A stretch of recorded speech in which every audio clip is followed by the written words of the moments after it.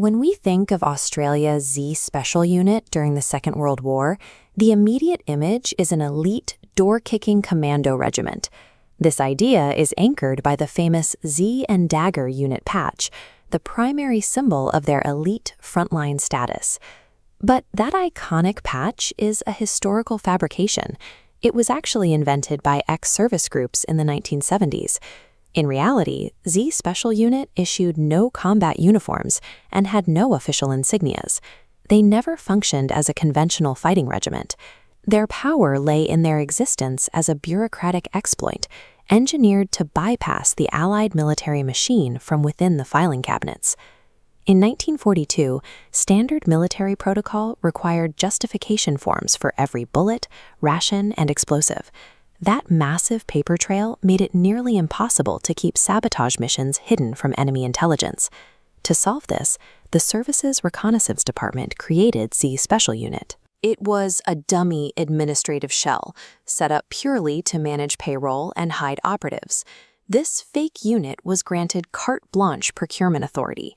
They could draw weapons directly from army stores without ever stating a target or filing a standard requisition. While operatives were stockpiling silent weapons and high explosives, their official footprint looked like this: just another room of administrators processing weekly pay. By burying their most lethal operatives deep inside mundane administrative files, the Australian military secured operational cover within their own records. We can see what that hidden budget was funding by looking at September 1943. This is Operation Jaywick. The mission centered on the MV Krait, an unassuming ex-Japanese fishing vessel. It was the ideal Trojan horse to slip into enemy waters. The 14-man crew dyed their skin brown, dressed in local sarongs, and discarded anything that could identify them as Allied personnel. Flying a Japanese merchant flag, they sailed the boat through the heavily defended Riau archipelago, charting a course for Singapore Harbour. On paper, Z Special Unit was quietly tallying accounts. In reality, these men were sailing a wooden boat directly into the heart of the Japanese Imperial Navy. Once in position, the covert operatives launched their two-man folding kayaks, commonly known as full boats, into the pitch-black water.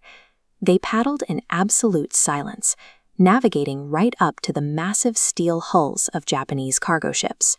Reaching beneath the surface, the operatives attached magnetic limpet mines directly to the ships, fully aware that a single metal clink would alert the harbor defenses.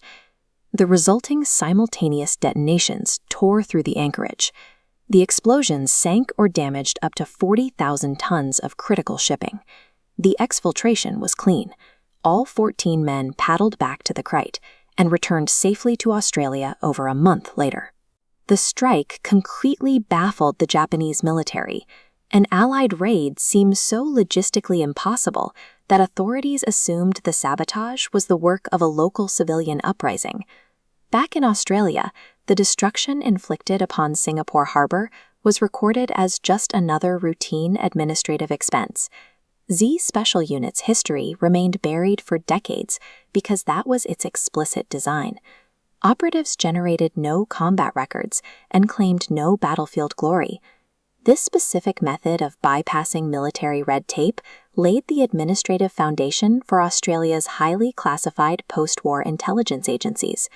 By weaponizing their own red tape, the Australian military turned a phantom black budget into a strategic asset that was visible only on a ledger.